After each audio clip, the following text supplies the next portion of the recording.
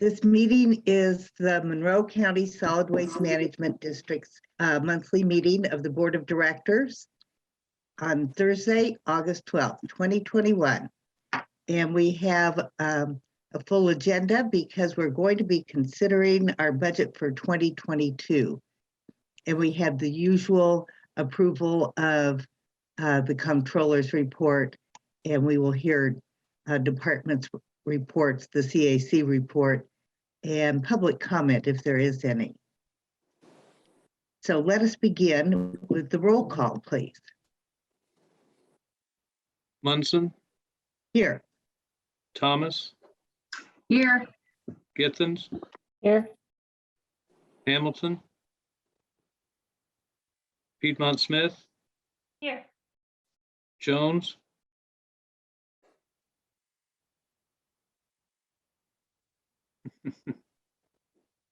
Here she comes. Sorry, here. Swafford. Here. Have a quorum. Thank you all. Next, we have in your packet the Executive Committee meeting minutes for June 28th, 2021. And these are for your information. The public can also see them in the packet. And following that, we have the Board of Directors meeting minutes of July 8th, 2021. And these are for our approval. So we'll be voting on these. May we have a motion to introduce this, please? Yes, I move that we approve the minutes of the Board of Directors meeting of July 8th, 2021. Not muted right now. Second. Thank you. We have a motion and a second. Board members, do you have any comments on these minutes? I see none. We will have a roll call vote on that. Something just happened to my Zoom screen. Mine too. Okay. We'll take a moment and see if we get this straightened out. There we go. And now we can have a roll call vote on the minutes. Jones, Yes. Githens, Yes. Swafford, Yes. Thomas, Yes. Munson, Yes. Piedmont Smith. Yes, Motion passes. Thank you. Let's turn now to the Controller's report, and we'll hear from Ms. Kathy Martin first about cash flows, and then we'll have a motion about payroll and claims. Okay, on page 11 of the packet is the summary of the cash flows. And it shows the balance as of July 31st in the various accounts. The operating account balance was $2,073,973.68. Savings account, $1,164.57. Closure bond debt was $29,845.53. Capital account was $45,413.60, and the landfill post-closure was $760,858.12. The individual cash flow statements follow those on pages 12 through 18, and the cash balance graph is on page 15. Questions on the cash flow statements before we go to the claims? Ms. Isabel? Piedmont Smith? yes. I had a question about the revenues sheet on page 12. So it looks like for a couple of categories, we are almost at the budget for revenues. One is metal recycling and the other is Freon. Is that like cyclical? Like, can we expect the revenues for those categories to drop off in later months, or are we just handling more of that than usual?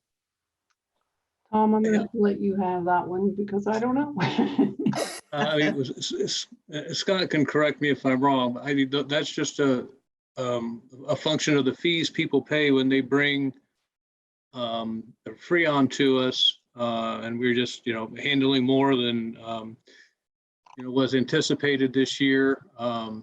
It doesn't really necessarily increase our balance because that's offset by our cost on the back end when we have those appliances moved on to get the freon extracted and have them recycled. So that's pretty much a wash on the bottom line in the budget.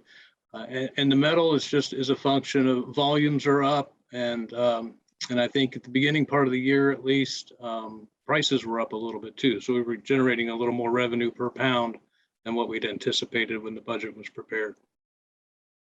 That's great. And for the metals, we don't turn around and need to spend that money, right? Because we're just collecting the metals. We don't have to pay anybody. to take them. That's money that the salvage yards give to Yeah. us when we have some hauling costs to get them to them. Mhm. Mhm. Yeah, but that's revenue that comes in that it on paper in the budget gets allocated for other expenses. So it looks like we're exceeding projections on the metal For now, we are. for now. I want to clarify that. For now. Well, we only have what, 9%, 0.9% of the budget remaining. So it looks pretty good. Yep. Yeah, Thank you. thank you. Any other questions? Let's move on then, Ms. Martin, to the controller's report, and we traditionally have you give a presentation and then we make a motion after there's some discussion. On the claims on pages 19 and 20, there's a listing of the pre-approved claims, and the amount on that was $360,458.73. The backup documentation for those follows on pages 21 to 34. Yesterday, I sent an email with the current payroll and weekly claims in the amount of $70,158.72. That brings the total claims for approval to $430,617.45. Questions on the claims? So thank you. We've seen and asked questions about some of these before. Ms. Right. Piedmont Smith? Yeah, I saw on the ones that went out yesterday, there was another payment to Hobbs for compactor rental. And I think I had already seen that earlier this month. So is this just a matter of timing that we're paying 2 months between our meetings, 2 months worth of the rental? Yeah, I think that's just a matter of the timing of when invoices were received and processed. We're invoiced monthly from them for the leasing of those compactors. Now I had another one, if I may, Ms. Please. Watson. Sure. So there's a payment to Lambert Consulting for website redesign, Mhm. 6,750. Are we going to be able to incorporate like new branding in that that has been discussed by the CAC? Or are we paying for something and then we're going to have to turn around and pay for more redesign? No, this was, giving them an upfront payment to get work started. It's going to be, I've just started discussions with them on, looking at the existing site and what content's going to remain, what content, might go away or be replaced. And, we're in the very early stages of discussing that. They are aware of the plan update and some of the potential domino effect of that, and are prepared to do new graphics if we need to before that site were to go live. And did we have do any comparison shopping on the website redesign? I talked with a couple other district directors who had recently had theirs done, and did speak with the individuals that did theirs. One of them would have been a better price, but he was out of California and not somebody that we've heard. It'd be a few $100s better. Given our, I was willing to spend the extra money given our history with Lambert Consulting, our experience with them, and having having that somebody local to deal with if something should come up. All right, thank you. Thank you. That's good information. Any other questions about claims? Ms. Thomas? Just on the website, I just want to make sure that what's getting done is something that the staff can update the website in the future. Yes, Okay. yes, that's Thanks. been a key point from the get-go. And Good. and expanding the abilities of what we can manipulate on the website. Great. Very good. So, And Ms. Pete, go ahead. along those lines, it is accessibility a key concern for Lambert? I mean, are they going to make it accessible for people with vision problems and things like that? We're looking at that. They're costing some of those services out for us to see if it's something that we can incorporate into that. Okay, that's something to keep in mind. Thank you. Good. All good questions. Are there any further ones? Then let's have a motion regarding approval. I move approval of the payroll and claims as presented in our board packet with the addition of what was emailed yesterday. Second. Thank you. Further discussion? Seeing none, let's have a roll call vote, please. Smith?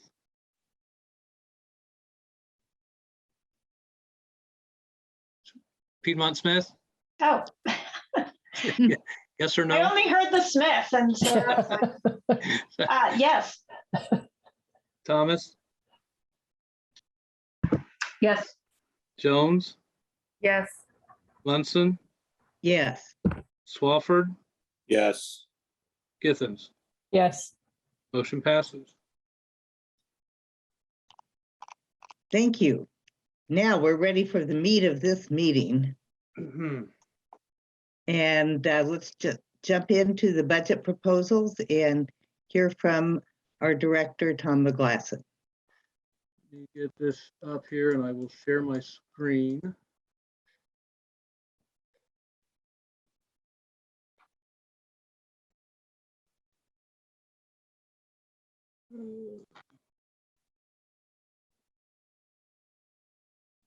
All right.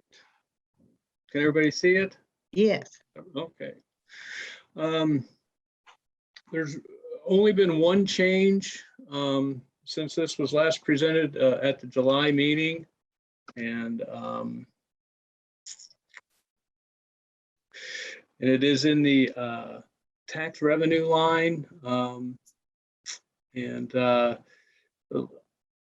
Not quite a $1,600 increase, and that is the dollar amount the DLGFs gave us in our pre-budget workshop meeting.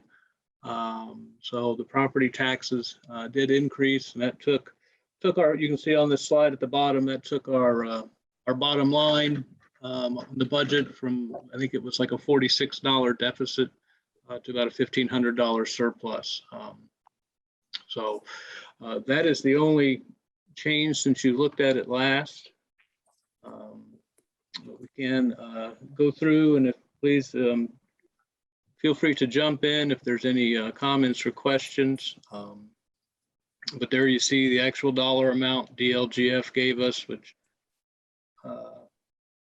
slightly above what I calculated based on the growth quotient they'd given us. But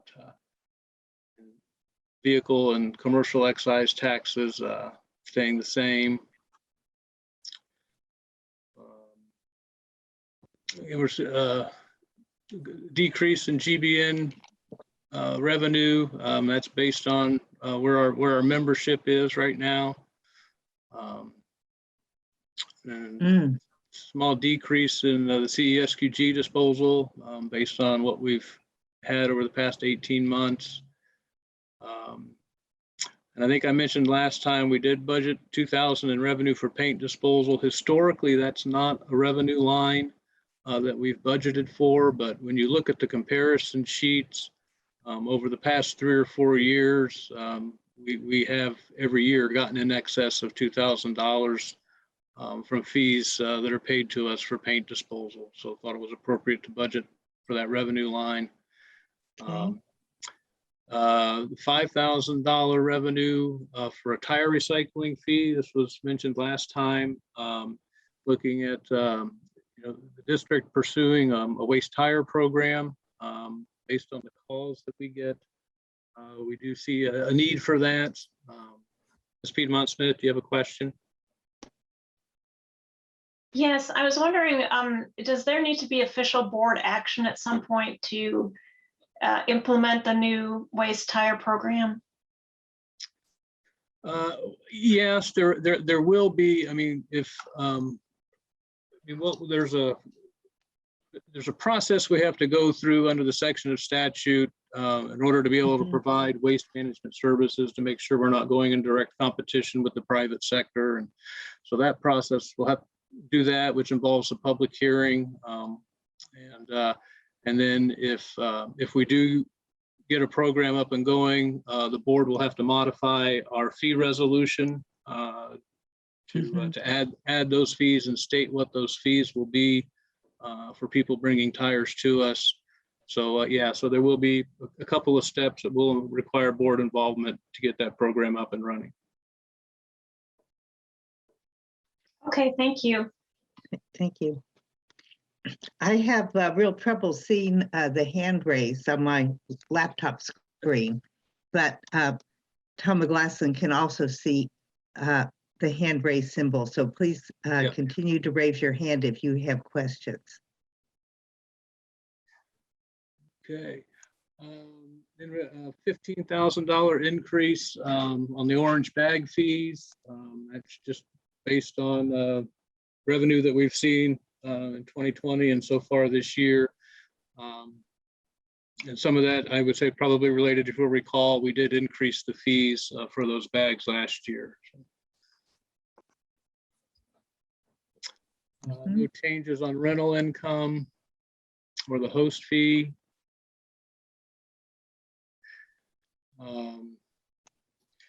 Are seeing, I guess, a small decrease in our batteries, but otherwise our recycling revenues staying the same.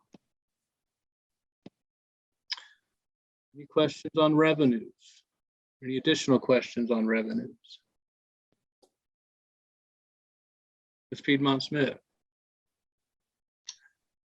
So given that in metal recycling, as of the end of July, we're already almost at $40,000, do you think it might be good to increase that line a little bit? This thought certainly crossed my mind, but I'm hesitant to do that. And Scott, if you want to jump in, feel free. But I just, with how that market fluctuates and not being real sure the impact COVID has had on the market, my thought is that prices went up due to some of the challenges with getting materials in from overseas. So scrap became a little more valuable, and I'm not convinced that that those rates are going to stay where they are. And we also have no guarantees that we've seen a little bit more volume so far this year. We have no guarantees that that volume increase will carry on through next year. So I'd rather be conservative and budget with where we've been historically, and if we get more, that's great. But coming up short from what our budget can cause problems. So. Okay, well, we can see if the trend continues next year. Yeah, if we have 2 years of that, then maybe it's something worth considering and recalculating. Anything else? Okay. On the expense side, for personnel services, this budget does raise the minimum rate of pay for district employees to $15 an hour, which is a goal that the board had set back in 2019. So So we've achieved that. The cost of living increase was calculated to be just $900. This would be a year that we do the just a flat dollar fee applied to everybody equally. That came out to 900, and that's using the CPI urban wage earner index, and applying that percentage to the median district pay, and then applying that $900 to all employees. Health insurance, we had a pretty significant increase on 13.1%, which is higher than we've had in the past few years. But because we have the one South Walnut position that's not vacant and that it's not filled, and we don't have an intention to fill that, and with where our current enrollment numbers are, that did only come out to a $25,000 increase in the budget line for the health insurance.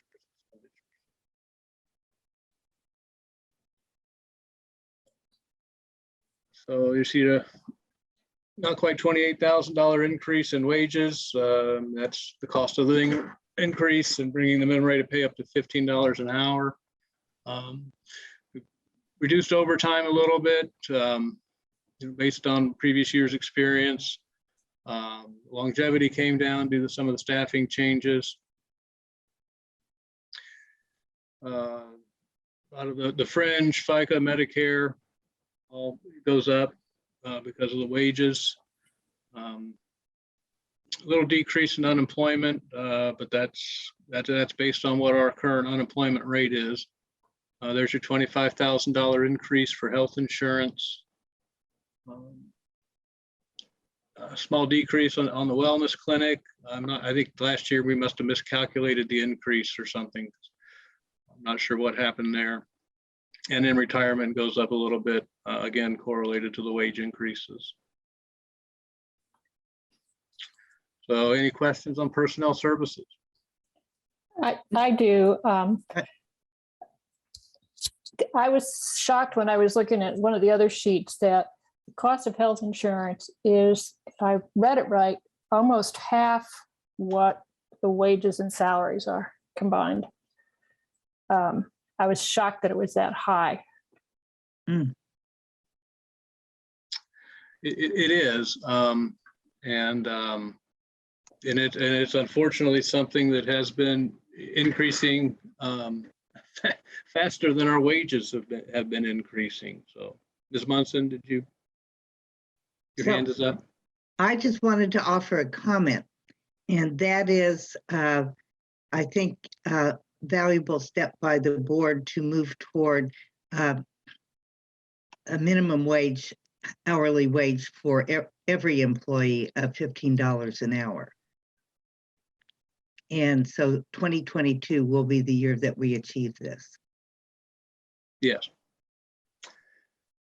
Yeah, and on the health insurance, we are cognizant of that and the increases, and did have some discussions about other options with JA Benefits, our benefit administrator, along those lines, and they didn't feel that they had time for this year for this renewal, the budget cycle, to put an adequate. I don't know what I want to say proposal, but an adequate package together for us to look and compare, options. But next year, definitely going to look at some other plan options with in the marketplace, health savings accounts, other things that can be done to try to reduce that premium, to both reduce cost to the district as well as reduce the premium cost to the employee. Yes. And unfortunately, on the back end of that, for those employees that do wind up with themselves in a healthcare situation, it can result in more out-of-pocket cost. But unfortunately, that's about the only way that you can make a significant impact on premium reduction. I see, I'm not sure whose hand went up first, Ms. Munson or Ms. Piedmont Smith. Oh, mine, I just didn't. Go ahead, Ms. Piedmont Smith. I was going to ask what the line is for actual salaries. I don't see it on this summary PowerPoint. Oh, it was on this previous slide, Here wages. it is. Oh, I see. I can put it all on one slide, but then everybody says it gets too small to read. So wages went from 7 to... Thank you. Anything else on the personnel services? No. Okay. Oh, Mhm. Tom, I think that one slide was missing from the packet. That's why I'm looking at my packet. And it goes from, oh no, there are 2 on a page. Never mind. Yeah. Okay. Oops. I said, I just took the PowerPoint and printed it as a PDF. That's on Microsoft if it cut one out. My bad. So,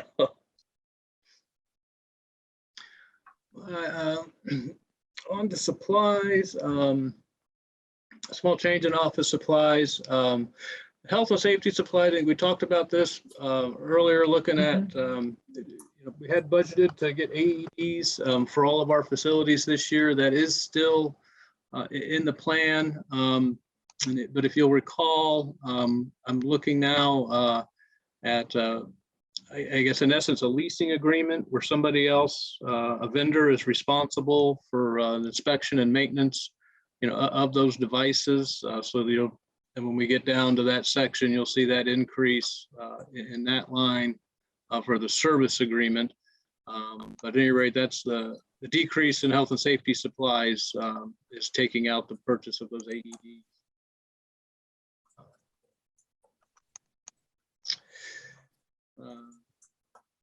$20,000 increase in general operating supplies. That is to get new signage at all the facilities. Something that's been needing to be done. Been trying to hold off on that to see what happens with our plan update and if there's any sort of rebranding that would potentially change the way we do signage. Try to avoid buying those twice. So. Mhm.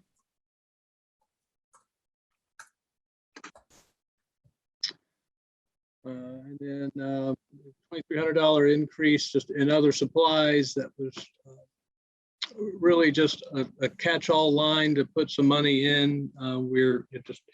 You'll see some handful of lines in here where there's a good increase, and that's going to be related to an anticipated need for the updated solid waste management plan. So staff is expecting that when the plan gets adopted, we'll have some specific goals and objectives to start working towards, and there's going to be costs associated with doing that.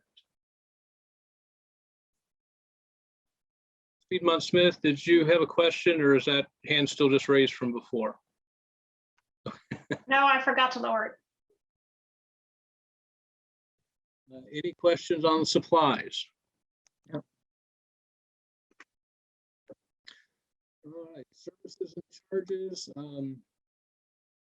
Again, we small decrease in legal. If you recall, we did last year make the switch from a private law firm to the county attorney's office. But in discussions with Chair Munson and the executive committee, we have decided to continue to use the previous outside counsel to help us navigate host fee agreement with Rumpke because of her familiarity with the existing agreement that's in place for public services. So engineering comes down. Sorry, I meant to change that explanation. That's this year. I'm not sure if how many of you will recall, but we have some groundwater wells at the landfill that are moving, for lack of a better term. The the pipe and the casing for those wells are raising and lowering. And we're still investigating why that's happening, but because of that, item is asked that we have a full survey of the well elevations done every 3 years. And that's this year that's happening. So that's that $3,000 coming out is because that survey doesn't need to be done. So again, well, I didn't sorry, there's a $4,000 increase in the consultant line. Again, that's anticipation of a potential need for the solid waste management plan. If we need to bring somebody from the outside in to help us with an ad campaign, designing a new logo, whatever that may be. And $20,000 increase in the other professional services, and that is to demolish the blue building at the landfill. If you'll recall, Ms. Githens, do you have a question? Well, yeah, under the consultant, you bumped it up by 4,000, but shows an increase or decrease of 0. Does that need to be corrected for the total that we're going to see at the end, or is the total correct? The total would be correct. Okay, thank you. Yes. Okay. But if you'll recall, while doing some repairs on the building that involved some welding and metal cutting, had some bird nesting material that caught on fire inside the wall cavity of that building. And the cost to repair and the cost to demolish were basically the same. So Lee Paulson and I have discussed this numerous times about the purposes for the building, what we use it for now, what we could potentially use it for, the cost to repair it and maintain it. And it was our estimation that the best course of action at this point was to take it down. And I will say part of what factored into that is, we have had issues.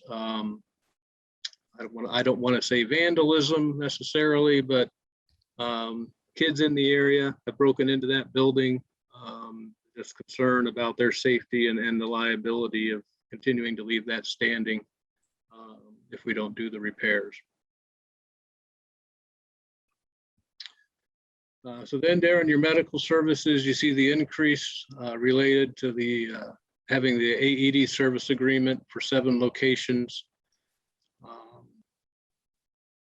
And that would be the 5 recycling centers, the administration office, and the landfill.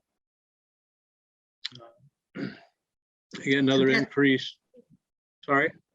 That's a sharp increase. Is it all due to the AED service agreement? Yeah, and I will say, because I think for the first time I brought it up,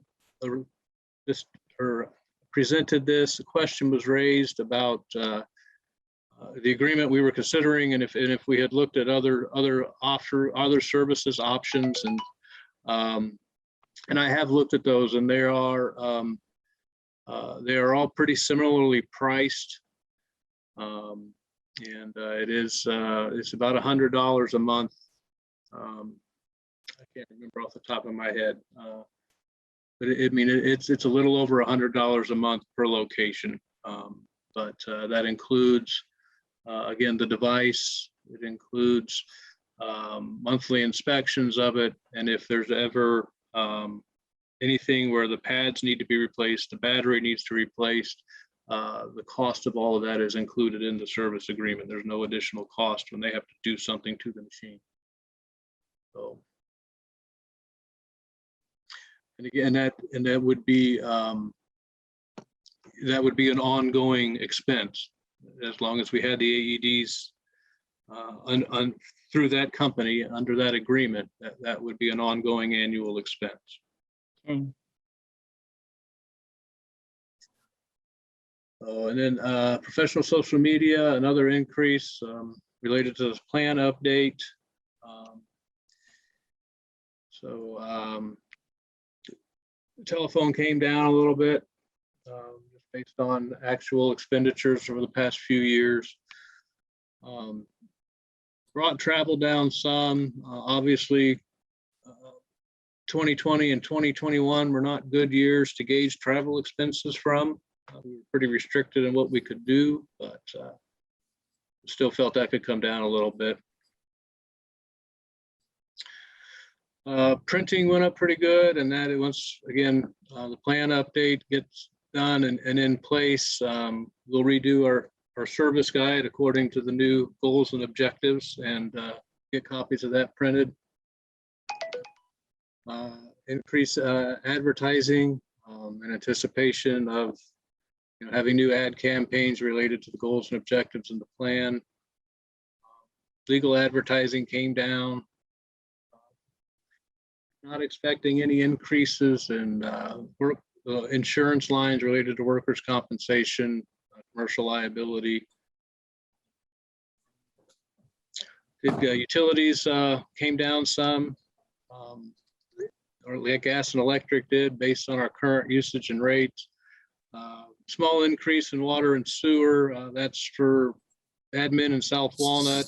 CBU's got a proposed rate increase before the utilities board right now that we anticipate being approved. $1,000 decrease in building repair and maintenance. Office equipment, tire and tube repair and maintenance stay the same. Machinery equipment repair and maintenance came down about 6,000. Then the land rental increases, that's related to our Bethel Lane Recycling Center, and that lease agreement has a 5% annual increase in it.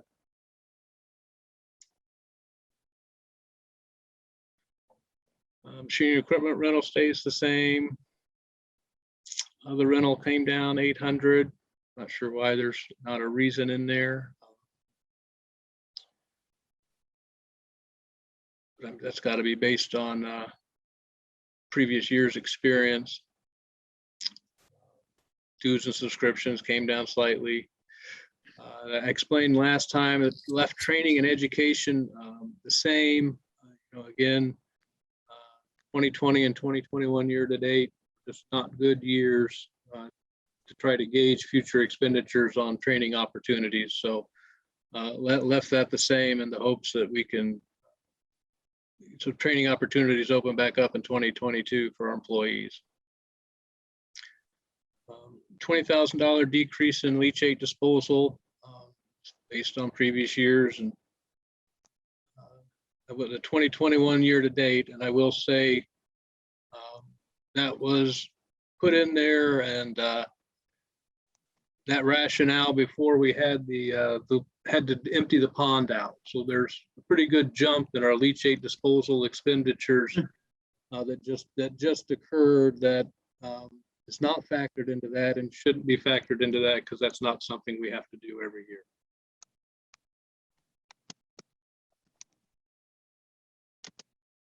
HHW stays the same. Electronics disposal came down 10,000 based on recent years' experience. Other collection and disposal contracts went up slightly.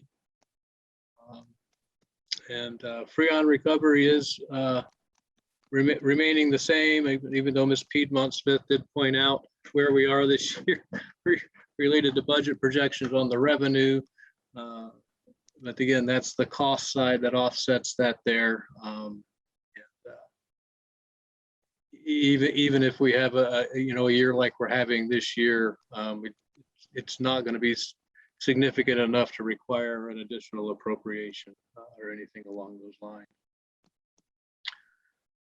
Hauling contract goes up $1,800. That's a 1% increase that's in the contract.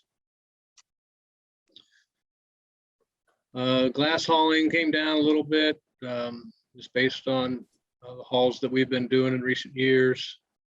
The tire recycling, again, that $5,000 increase, and that's directly related back to that revenue, the new proposed revenue line. Stormwater fees came down quite a bit. They did resurvey the impervious surface area at the landfill. And we're able to get a good reduction in that. So other things are staying the same. So any questions on services and charges? Okay. And The capital outlays, the other improvements, as every year, that's $10,000 that's in the landfill budget in case.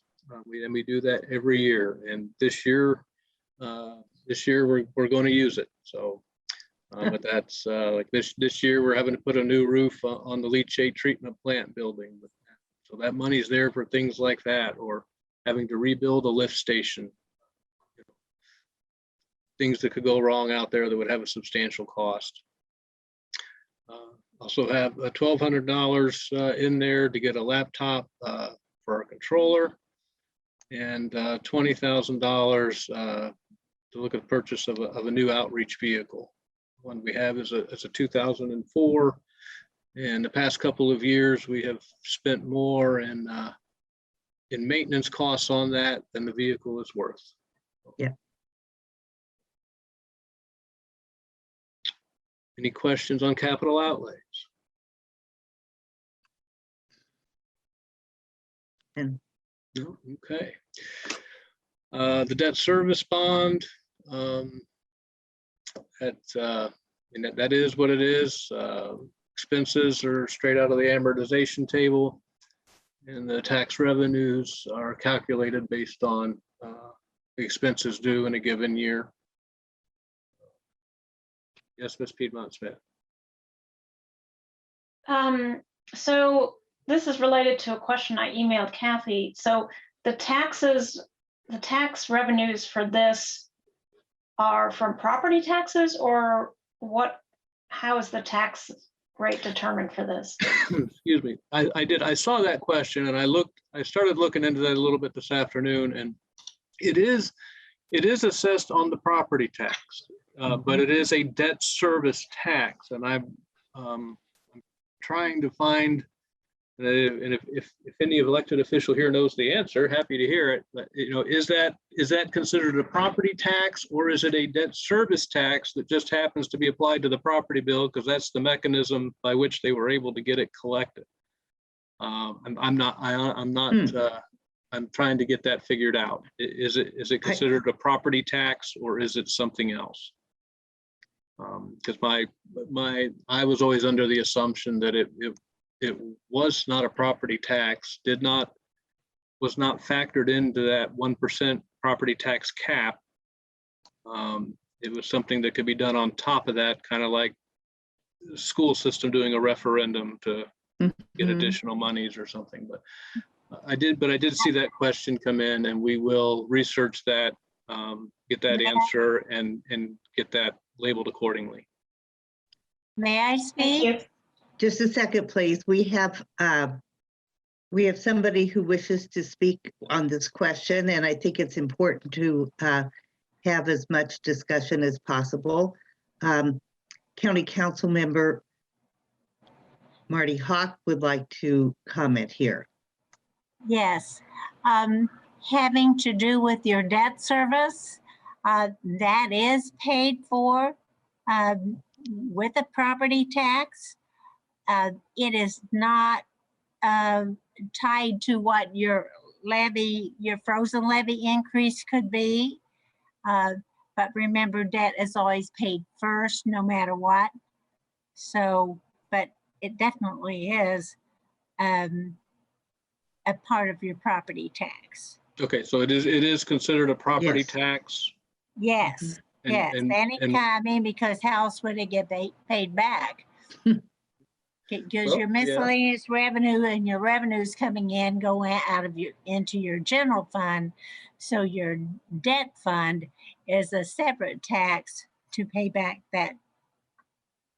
Okay, Mhm. And I mean, that's the way most debts work. So if it's something different, I'm open to hearing it. I appreciate the input. You've been dealing with it a lot longer than I have, so I will trust your knowledge.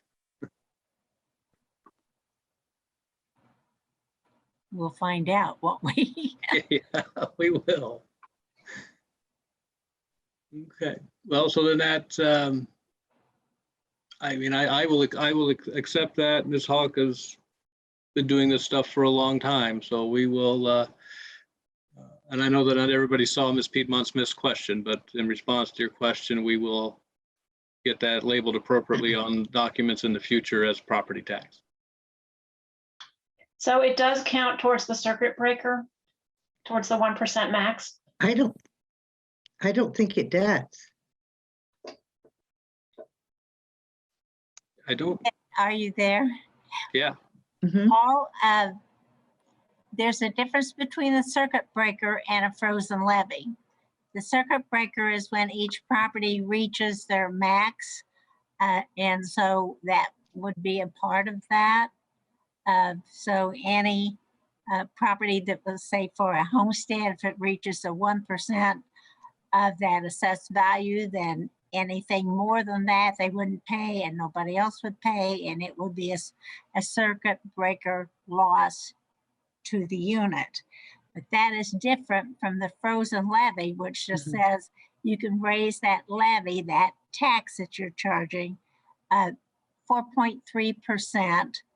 That's what the new amount is, a 4.3% increase you're allowed to have. So I hope I'm answering that question, because the over and above your frozen levy, at least in county budgets, your debt is on top of that frozen levy, but it's inside your circuit breaker. okay. Is that clear as mud? Yep. No, that's, yeah. So, The only thing I'm questioning here is because I know that debt service for is an ongoing for the solid waste districts. So, but I still think it's outside of your max levy. okay. Well, I appreciate the insight.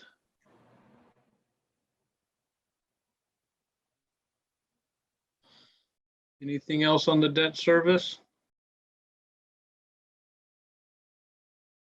No.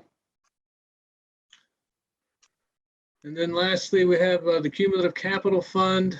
And again, this is one we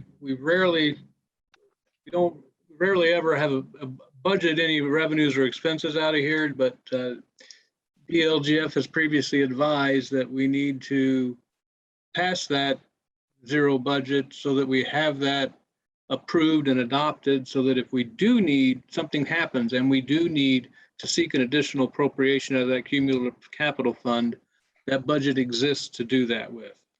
So that's why you see that with no revenues and no expenses budgeted.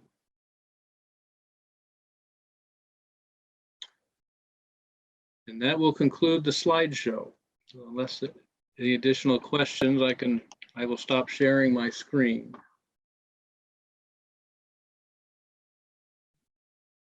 Okay. Any questions, please use the raise hand symbol.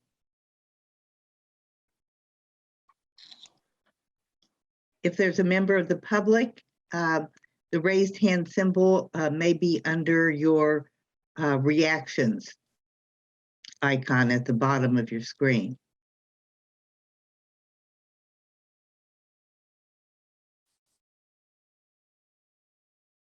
I'm seeing none. Mr. McGlasson, are we ready to give any further information, or are we ready to vote on our approval? Well, I mean, I guess we would introduce the resolutions that you have. 3 resolutions in your board packet. 2021-08 is for the operating budget. 2021-09 is for the debt service fund, and 2021-10 is for the cumulative capital fund. So those Ms. resolutions are there for your May I ask a consideration. question before you vote? Have we set a rate for that Kim Capital Fund? Did you vote on a rate for that? No. Mr. McGlasson, you want to go back to your screen to show that?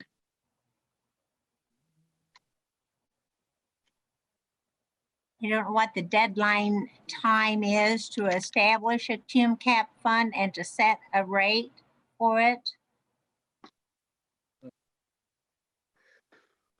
Well, we don't, sorry, I'm trying to I have too many screens to get everything on to be able to share right.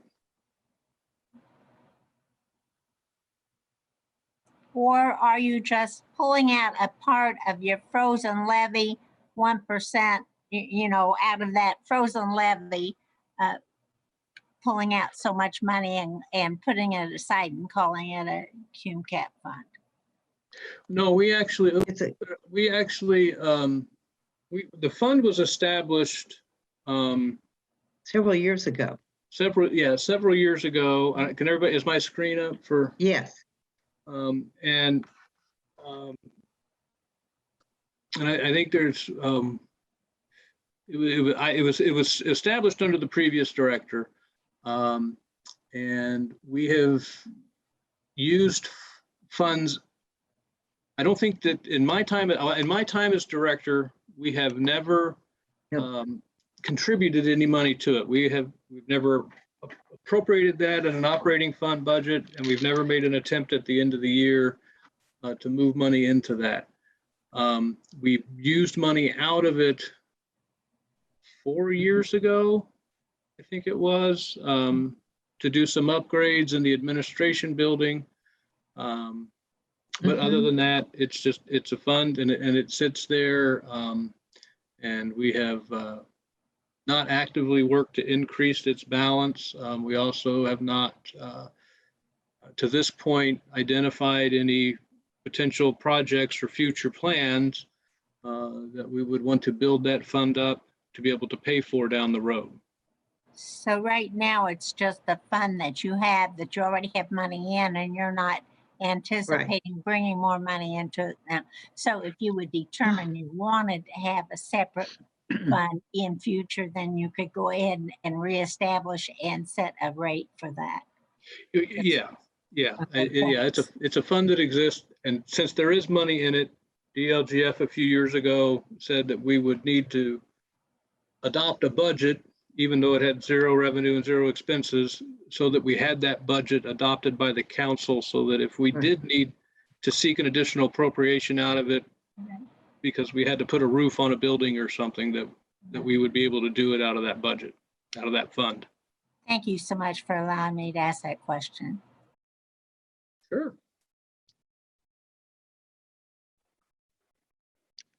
Are we ready to move to approval of the budget with the resolutions? I believe so. Ms. Piedmont Smith, would you begin with the motion? Yes. I move approval of resolution 2021-08, Monroe County Solid Waste Management District 2022 operating budget. Second, Any further discussion? We'll have a roll call vote. Alford, Yes. Thomas, Yes. Githens, yes. Piedmont Smith, Yes. Jones, Yes. Munson. Yes. Motion passes. Thank you. We're ready for the next one. Yes, I move approval of resolution 2021-09, Monroe County Solid Waste Management District Debt Service Fund budget for 2022. Second, Any further questions or comments? We'll have a roll call vote, please. Jones, Yes. Piedmont Smith, Yes. Githens, Yes. Munson, Yes. Thomas, Yes. Swafford. Yes. Motion passes. And now the capital fund, please. Yes, I move approval of Resolution 2021-10, Monroe County Solid Waste Management District Cumulative Capital Fund Budget for 2022. Second.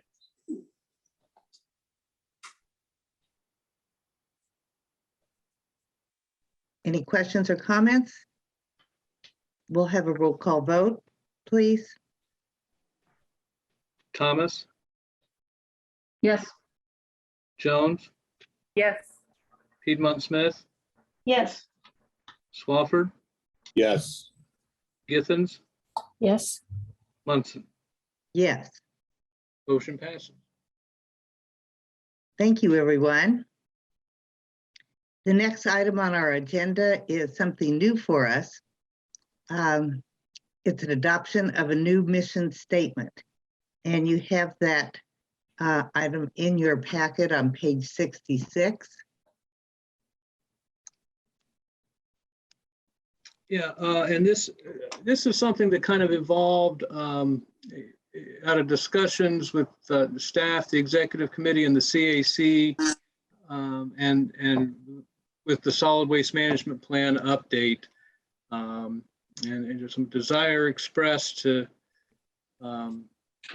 get some language in there, regarding climate change, environmental quality.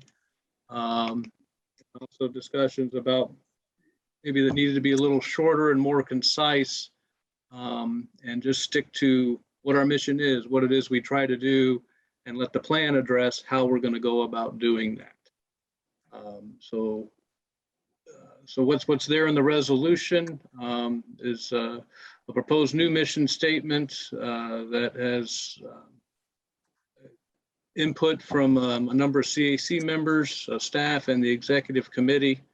And that's what we came up with for the board to consider. Would you like me to read it, or? It might be easier to look at it rather than just hear it. I hope everybody's looked at it in the packet.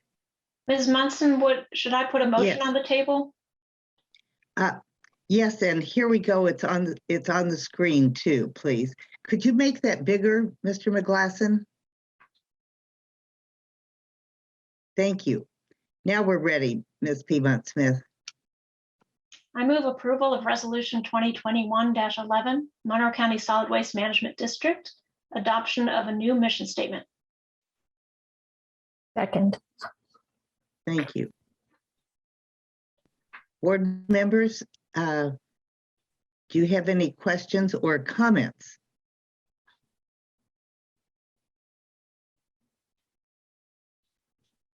I see Ms. Thomas. Yeah, I just want to thank everyone for working on this. It was important to get this done.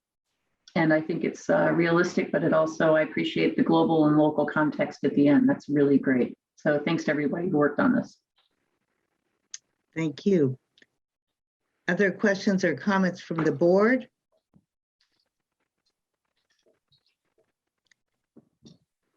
Any questions or comments from the members of the public?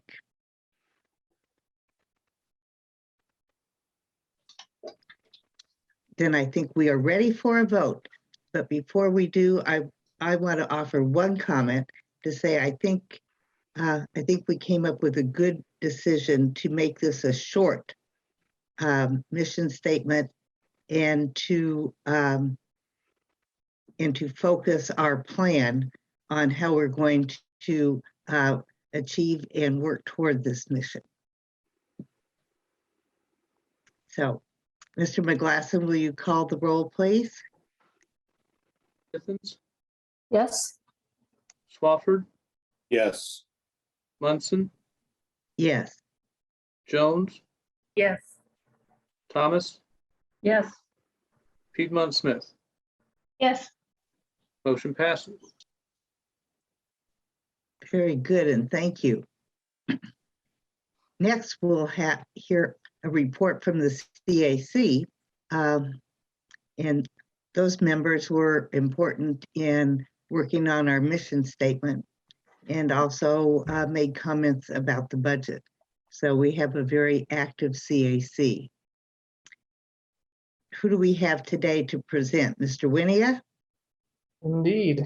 Afternoon, members of the board. This is Joseph Winia, Chair of the CAC. And I am pleased to report that it has indeed been a productive month for the Citizens Advisory Committee. And in our last meeting, we agreed to support the district's 2022 budget proposal. And the formal letter for that support appears on page 47 of the packet. And I just want to also take a moment to reiterate our satisfaction with the $15 minimum wage increase, as well as the allocations made for the 5-year management plan activities. We also approved expenses for passes to the IRC, which is the Indiana Recycling Coalition's 2021 virtual conference. So we can get a little bit of education with no travel costs associated because it's virtual. And we also reached a point where contributions to the CAC's 5-year plan recommendations are finalized, and the last step remaining is to reorganize them so that the bulleted details appear in an appendix, and the body of the recommendation just contains a short the body of the 5-year plan just contains a short paragraph describing each goal, which I will be undertaking to have ready for the September board meeting. And lastly, as Mr. McGlasson mentioned, the board was active over the last month with iteratively adding contributions to the mission statement revisions.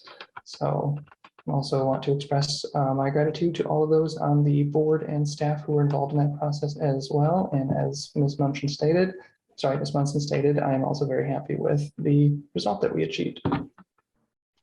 Are there any questions?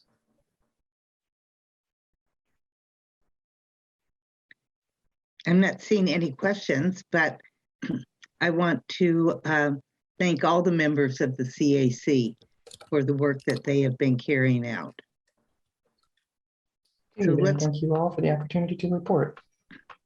So let's jump now to department reports, of which we have several, and we'll start with Mr. McGlasson. Yeah, not a whole lot. Just obviously, the district has made every effort to be in compliance with the new mask mandate, being indoors from the health department. Haven't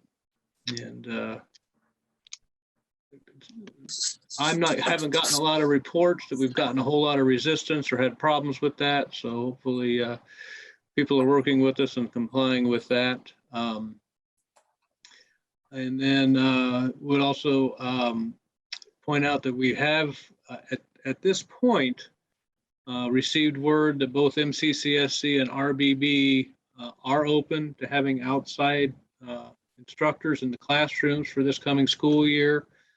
That obviously could change it at any moment. But at this time, that is our understanding. So Ms. Procral is reaching out to the schools, the school systems, teachers, as well as some of the private and charter schools to see if we can get ourselves and our programs back into the school system this school year. And then lastly, just to point out, I got to back up under the general updates, the second bullet point. I had the opportunity to attend a diversity, equity, and inclusion training that was sponsored by the United Way. This training was geared more toward the United Way and its partnering agencies and how they can work together, to better serve the community. It was a very interesting day, and I'm very glad that I went, and I got a lot of things out of that hopefully we'll be able to get some things set up and bring some of that to our staff in the future.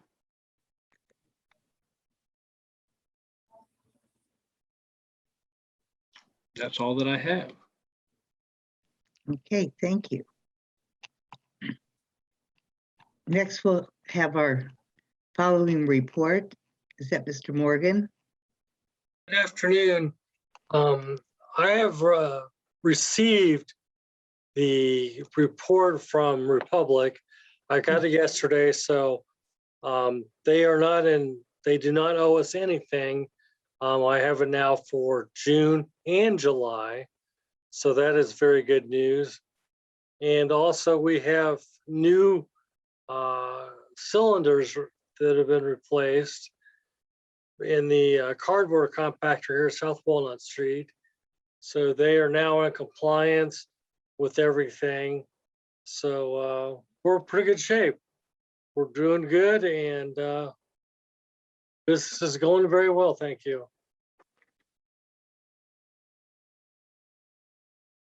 Well, that's good. And that was brief. Does anybody have any questions for Mr. Morgan? Let's move. Go sorry. ahead, Ms. Githens. Yes, on your second bullet point, you said that we are in the process of getting a quote from Hobbs to replace the compactors with ones that have heathers on them. What's a heather? Heater. I think it's a heater. Heater. Oh, it's a heater. Okay. The report does say Heathers. It does. I didn't know if that was a plant or. But it's heaters, yes. Okay, thank you. I do read what you said, okay? Yes. So thank you. Then let's move to Mr. Paulson's report.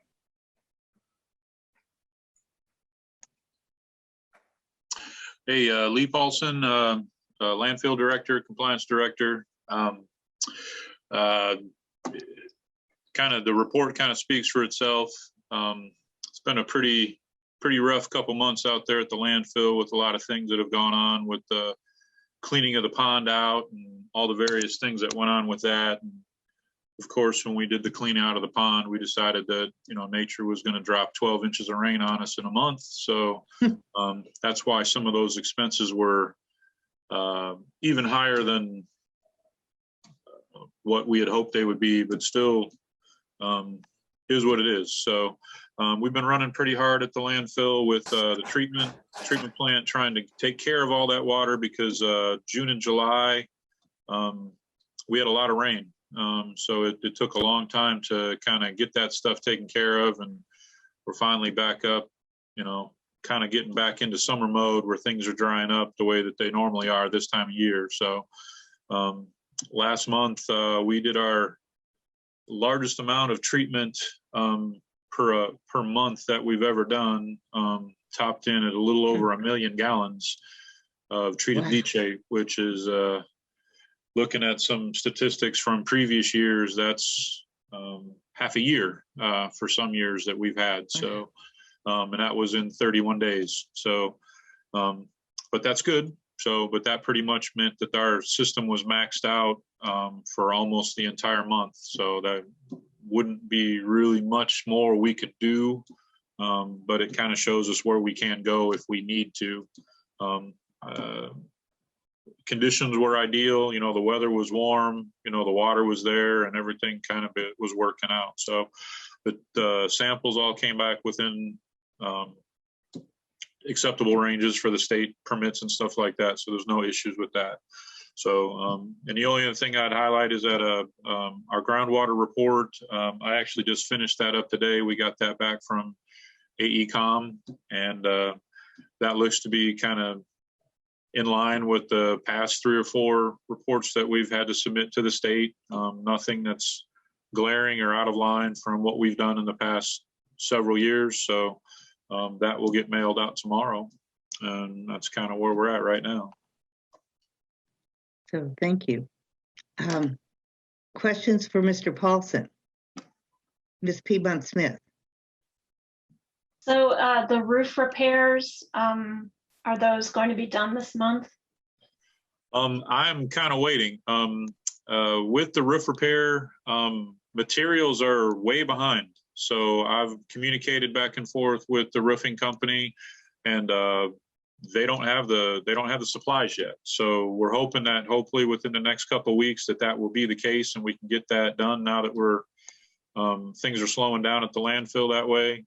But I'm kind of at that supply and demand mercy. We're on their list and they know that we want to get it done, and it's out of my hands at this point. So I email my contact person about once every week to 10 days just to kind of check our status, and everything is behind. So as soon as I get that figured out and they get a start date, well, I'll let you guys know, and hopefully it'll should only take about 2 or 3 days. They'll have people there, 7:30 in the morning trying to capture as cool a day as possible and rip off the old one and put the new one on as quickly as they can so they can move on to other stuff. Because again, they're still dealing with, June and July with the weather and all the bad weather that we've had with stuff. So there's money to be made for them too. So the sooner they get us done, the sooner they can move on to other people as well. So. Thank you. Okay. Yep. Other questions for Mr. Paulson? So I have one, please. I'm interested in why the leachate treatment was so high. Was it due to all the rain in June?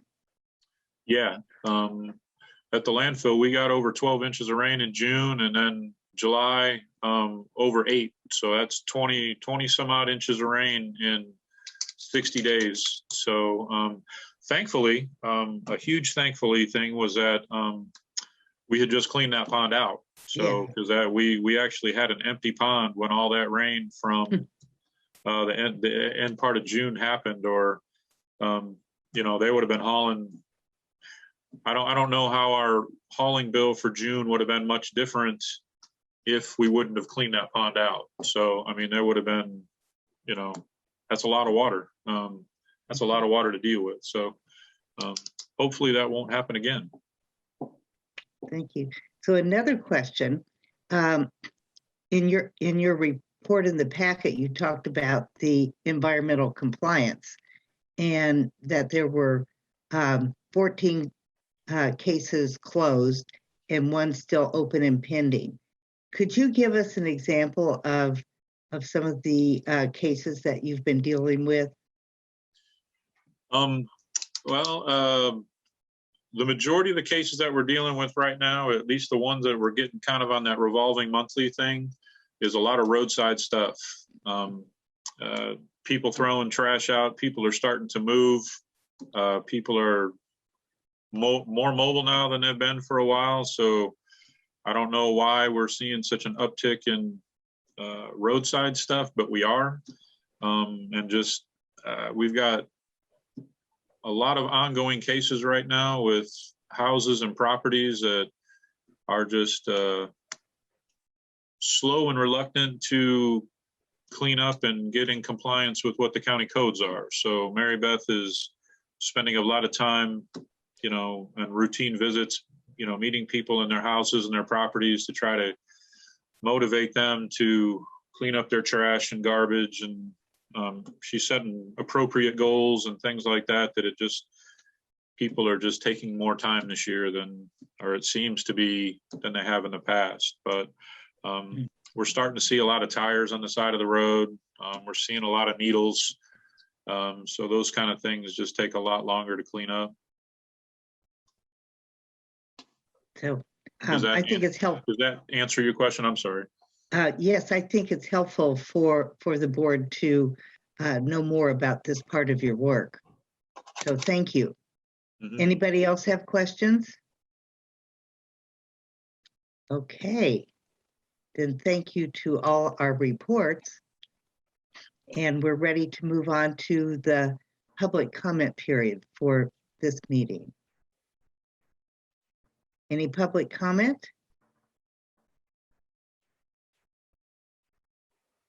And I'm not seeing any. So we'll prepare to adjourn. The next meeting of the board will be September 9th. Ms. Munson, there is still one more agenda item, but comments from directors, if any members of the board I had any missed that. comments they wish I to make. missed that. I'm so sorry. Thanks for catching that, Mr. McGlasson. Directors, comments. Ms. Githens. We can't, Sorry. I just want to note that Ryan Conway, who's also on the CAC, has joined us today. And I want to thank him for joining us. But also, I forgot to say this much earlier. I noticed on page 12 on the spreadsheet that's there that we've gotten 2 $1 donations over the past couple months. And I'd never seen donations come into the solid waste board before. So maybe we can generate some more money if we let more people know that that's a possibility. that's great. Thank you. Other directors, do you have any comments? Ms. Piedmont Smith? Yes, thank you. The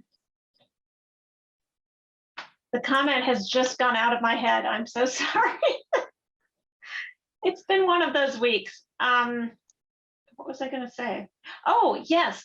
I was going to express concern for the folks that are working at our recycling facilities out in the very hot and humid conditions. Are there any fans or anything, water cooler or anything we could provide during these very hot days? I don't know what they usually have. The sites have an air conditioner. They have usually they have a fan. They have water conditioners. So they have hot and cold water. So pretty well take care of. They have a microwave. So they're pretty well taken care of. Oh, great. Yeah, I didn't realize they had air conditioning units. That's yes, great. they do. Thank you. Other comments from directors? Okay, now we'll move to adjourn, and we will see everybody again September 9th for our September meeting. Thank you all for your attention today. Bye-bye. Thank you. Thank you.